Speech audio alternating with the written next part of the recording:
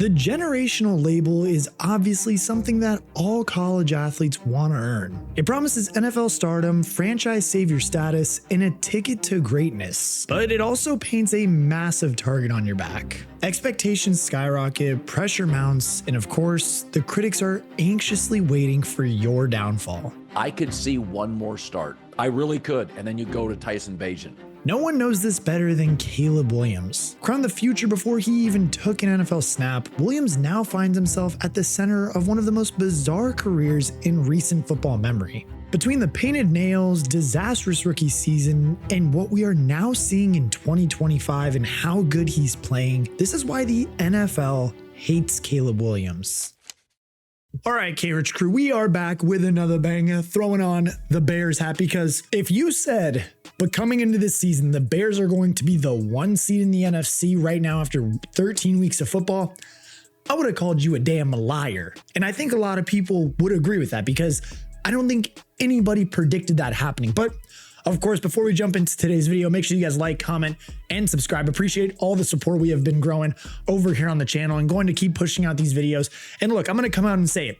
At the beginning of this season, you guys can look at my videos. I thought Caleb Williams wasn't going to be a bust, but I definitely thought that he wasn't going to be as good as he's been playing this year. And well, look, every young quarterback is going to face criticism, whether it's Caleb Williams, Drake May, Jaden Daniels, hell, even quarterbacks from the 2023 draft are still facing criticisms. It really is just a part of the game and the game that we love to watch. And that's the thing, for generational prospects, those red flags might be harder to find, but people will certainly look eager to be the one who went against the grain and spotted the flaw that would lead to a downfall that nobody else could see coming. For Caleb Williams, there were a couple of concerns that stood out, which have remained a constant focus over the last 2 years of his career. I think there are obviously refinements in terms of the kind of structure you want, or rather the kind of playing personality you want him to have. You want it to be more on time, more in rhythm. You want it to be more ordinary until he needs it to be extraordinary. Because you don't want him to have to live in an environment where the extraordinary becomes common, where it's every single play, it's I've got to be that guy because everything else around me is chaos. Because chaos in the NFL comes with much greater repercussions than chaos in college. Chaos in the NFL means Aaron Donald's hitting you in your neck, and next thing you know, you're over there on the sideline, and you're on IR for the rest of the year. And look, I think it's safe to say this kid, he had talent coming out of college. Williams takes the shot. That too, and in that sense, he was an athletic freak. But the athleticism doesn't count for quite as much in the NFL when you're going up against entire teams of athletic freaks. The superhero mode that created so many highlights at college would definitely set him up for success in the pro game, but it still needed a bit of refinement in the structure of a pro offense. And look, of course, still in the grand scheme of things, that really is just a minor red flag. Like the fact that Caleb Williams can make all of these just incredible plays week in and week out, it's what made him worthy of that first overall pick. So of course, since critics couldn't find anything wrong with that part of his game, they had to try and find a different spot for their red flags. Yeah, and it's funny. I remember before Caleb got drafted, a good friend of mine is Steve Keim. And I said, what do you make of jumping in the stands for Caleb Williams with his mom and crying and the fingernail polish? And Steve's not a real judgmental guy. And Steve was like, don't love it. He goes, if a guy's talented, he's talented. He goes, but he's a very emotional player. And he goes, and Steve has taught me this through the years, like quarterback's one of those positions where you really need somebody that's even keel and puts out fires. Football's an incredibly emotional game.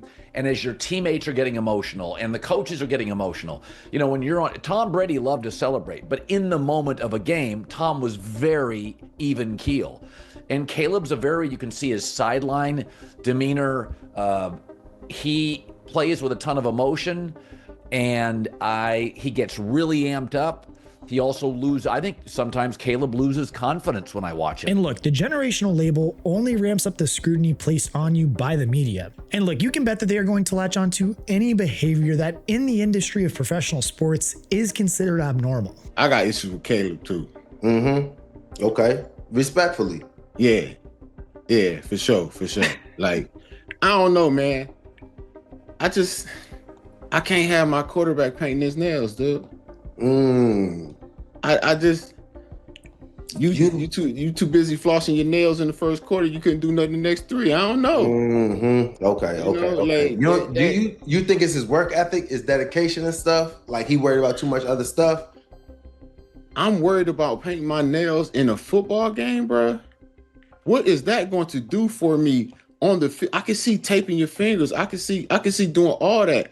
Yeah. You're talking about purely aesthetics, like of your hands, dude. And look, I think it's safe to say too that, as stupid as it sounds, that I don't really think painting your nails is going to make that much of a difference in the game. It easily became a target of kind of, if things didn't go Caleb's way, people were going to start scrutinizing for painting his nails. And as we all know, well, Bears fans, you're pretty used to it.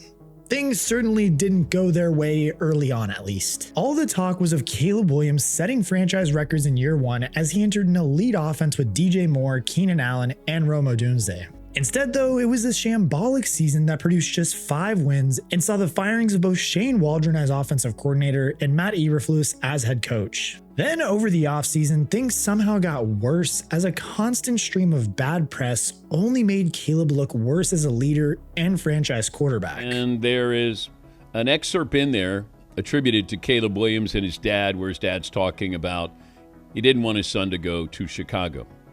That's where quarterbacks die. I got to be careful with Caleb Williams. I don't want to say he's fragile at the moment, but the guy's had a lot going on. Rough rookie year. There were reports that he was watching film by himself. It was not a good introduction to the NFL. He took 68 sacks last year, which tracks with what happened to him at USC his final year. He's just trying to play backyard football. Just run around and try to make a play. That doesn't work in the NFL. It just doesn't. And that's the thing too, at this point up into Caleb Williams' NFL career, between the losing seasons and just the underwhelming play from Caleb in his rookie season, and the offseason reports, of course, it was safe to say that the media was having an absolute field day with, or the diva-like behavior off of the field. And yes, don't get me wrong, a 5-12 record in his rookie season is definitely not something you want to see from a quote-unquote generational prospect, but if you really look at the tape, was it that bad? 3,541 yards, 20 touchdowns, and just 6 interceptions through the year doesn't exactly scream bust to me. And then when you add on 489 yards on the ground, which is also a pretty good effort, I don't really see how people were kind of panicking about him. It's almost as if the rookie seasons delivered by CJ Stroud in 2023 and Williams' fellow 2024 draftee Jaden Daniels have completely altered our perception of what is normal for a rookie quarterback. As we all know, adjusting to life in the NFL, it's incredibly hard. And that's the best part. If it doesn't click right away, it's not the end of the world and no need to panic. Of course, yet. That's definitely the case too when you have Shane Waldron as your offensive coordinator and Matt Eberflus as your head coach, and both of them are fired mid-season. Add in the disastrous offensive line they had, and you get what can only be considered a nightmare situation for a young quarterback trying to find their way in the NFL. The target on Caleb Williams' back was so big that people appeared to completely lose sight of what it takes to be an NFL quarterback. It takes time and tons of good development, 2 things that Caleb had barely had any of by the time he finished his rookie season. I love Caleb. I think he's going to be really good. I think if you maybe put him in a different position, a different situation last year, I think he could have been Rookie of the Year. You could what Kingsbury did with Jaden Daniels in the Redskins, and what Bo Nix did out with Sean Payton in Denver. So maybe get a different I feel like this people system, around him. These coaches will be better for him last year. Obviously your coach doesn't even make it through the season. So much turmoil going on there. A lot of turnover. We need to remember too, Josh Allen didn't exactly have the easiest start in the NFL until he broke out in year 3 and became a perennial MVP candidate. Then when we want to talk about Patrick Mahomes, he sat out his entire rookie season, and yeah, we all know what happened after that. Caleb Williams, on the other hand, has battled through a shambolic rookie season and come out with respectable numbers, even if there were plenty of red flags to go alongside that, because that's okay. He was a rookie quarterback, and when Ben Johnson arrived in 2025, all signs pointed towards him finally getting the development he needed. Even on the opening drive of the season, the development seemed to have arrived. Outstanding. 2 hands on the pocket in there. Now we're running. Now we're being an athlete, something I wouldn't know anything about. And but like you said, on time, quick decisions. That looks like a different Caleb Williams to me. And so, look, Ben Johnson has coached him hard this offseason. That's what Caleb needs. That's what Caleb wants. That's how you become a better player. That's what Andy Reid does to Patrick Mahomes. We need to be coached hard. I like the way it starts out in this Ben Johnson, Caleb Williams era, Eli. Good start.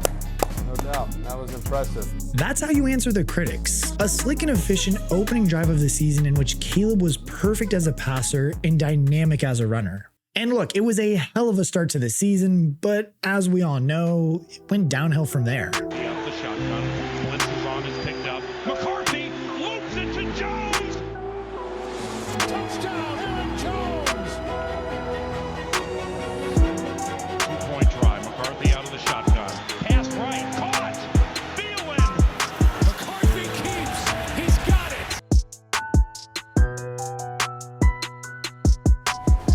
Forces his way into the end zone. Touchdown. That's it. Minnesota Vikings will start this season 1-0 with this strong comeback and a win on the road here in Chicago. After blowing that game against Minnesota too, they got absolutely destroyed by Detroit in week 2. There were still a few promising signs from Caleb, but also a few too many plays that looked like the old Caleb Williams we saw as a rookie. And predictably, sitting on an 0-2 record, the Vultures swarmed. I mean, remember, we came on this podcast and we said he was glowing with Tyson Bagent. He's so smart. Man, he's having a great camp. And about a week later, they signed him to a very big backup contract. I think Caleb gets one more start. And if it's ugly, can Ben come out and go, listen, Caleb's going to be fine. You sell that to the media. But he needs a week off. He needs to get some stuff right. We need to figure out a way to get this ship going. I could see one more start. I really could. And then you go to Tyson Bagent. And yeah, we all know that Colin Cowherd never misses the opportunity to throw one of his crazy takes out there, but he wasn't the only one. The combination of Caleb's continued struggles with the general feeling of this being the same old Bears brought joy to so many others in the media. But much like the analysis of Williams' rookie season, the bigger picture was being ignored. This transition from the disastrous 2024 coaching staff to the complex, detail-oriented scheme of Ben Johnson was always going to take time. Like, we need to remember, they got the hottest head coach on the market, and then on top of that too, he could have gone anywhere else in the NFL. He could have left the NFC North completely, but instead he chose Caleb. Like, you could think that an offensive genius like Ben Johnson choosing Caleb Williams could actually kind of count for something, right? Surely Ben Johnson knows what good quarterback play looks like, but then on top of that too, he believes that he could help Caleb Williams hit that ceiling. And well, in week 3, he did just that. 5 snap back, Caleb gonna throw down the left sideline, open at the 10 to the 5, Hadunze, touchdown! Touchdown Bears! Caleb under center, drags Komet into the backfield. He'll line up as a fullback for DeAndre Swift from the 35-yard line. One safety back deep. Here's the pitch to Swift. Tosses it back to Caleb Williams. Looking deep down the left side. Going for Luther. Burning over the shoulder. 20, 10, 5, end zone. Touchdown! Touchdown Bears! Oh my God! The fleet, Caleb, man in his face, and absolutely unleashes a dot. It's the Bears. They get the win today. 31-14. There's a lot of sacrifice that goes into it, and it feels awfully good when you play the way the Bears have played today. So no, Caleb Williams did not make way for Tyson Bagent. He plowed on as a starter, and would you believe it, he showed signs of improvement. What made it work today for him, maybe unlike it has throughout his first year plus? He played on time, in rhythm. Some of those explosive plays, like that flea flicker, blew me away because he obviously jumped, caught it one-handed, which was super athletic, and then drops a dime 65 yards in the air. So I think you see the potential, and the reality is now you just got to make that consistent over the course of the whole season. So played on time, in rhythm, found his guys. Ben Johnson delivered some, very characteristic Ben Johnson type offensive plays, guys wide open, and Caleb came through. 4 touchdowns against Dallas helped kickstart a run of 4 straight wins. Baltimore did get the better of Chicago in week 8 though, which did open the doors for a midseason wobble that could put the Bears right back where everyone believed they should be, at 4-4. Instead though, Caleb Williams served up an absolute masterclass against Cincinnati. Takes the snap, gonna flip it to Adunze. Back the other way to DJ Moore. Toss wide open. Great punter in the end zone. Touchdown, Caleb Williams. Touchdown Bears. Takes the snap. 4-man rush. Caleb zips it over the middle. Touchdown. Touchdown Loveland. Touchdown Bears. The left safeties are back. Corners off. Flacco takes, throws, post, end zone. Touchdown Cincinnati. Andre Yoshibas. And then, in the dying moments, he took matters into his own hands. 2 plays and get your field goal unit on the field if this ball is completed or the clock is running. Williams slings it. Williams, Loveland bangs off his man. He's gonna score. Home, Colston Loveland in a jaw dropper.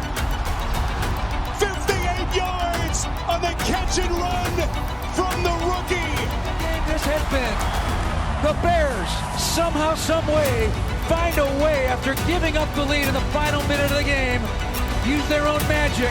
Caleb Williams, a game-winning touchdown throw to Colston Loveland. 47-42. Bears with a win and a fade to black here in Cincinnati. With that decisive strike, Caleb Williams nudged the Bears to a 5-3 record instead of falling to a momentum-halting 4-4. And well, ever since that moment, they can't stop winning. And Ben Johnson is cooking up a team that is believing. And Ben Johnson has a quarterback, Caleb, that ball just flies out of his hands and he is throwing it. He is slinging it. He is feeling more and more confident each passing week, rolling him out, making throws. He's making smart decisions, not turning it over even though he lost a fumble. But the touchdowns are coming in bunches. And the comeback wins are coming in bunches. Like, that's the thing that's different about this year's Bears. Last year, or even years prior, they would find ways to lose these games. Instead, though, they're finding ways to close out these games. They've repeatedly found ways to clutch victory from the jaws of defeat, and their quarterback is a huge reason why. He's tied for the most fourth quarter comebacks and game-winning drives in the NFL this year with 5. But it isn't just late game heroics that are getting the job done. With each passing week, Caleb Williams and the rest of his young offensive playmakers become more comfortable in Ben Johnson's offense, and the performances are becoming more and more convincing. No game summed that up more than a Black Friday encounter with Philadelphia in Week 13. The reigning Super Bowl champions were completely outplayed in their own building, not once looking like they even had a chance to win. Caleb had a modest stat line on the day. This was the elite, game-changing ability we always knew he had. And now that Ben Johnson has delivered him a much more well-rounded and competent offense, we are now seeing just how good they can be. The Bears are currently sitting on a 9-3 record and on top of the entire NFC right now, and looking like they are only getting started. Playoffs this year are looking very likely, but beyond that, maybe a Super Bowl. Or if everything keeps working out, maybe the next NFL dynasty.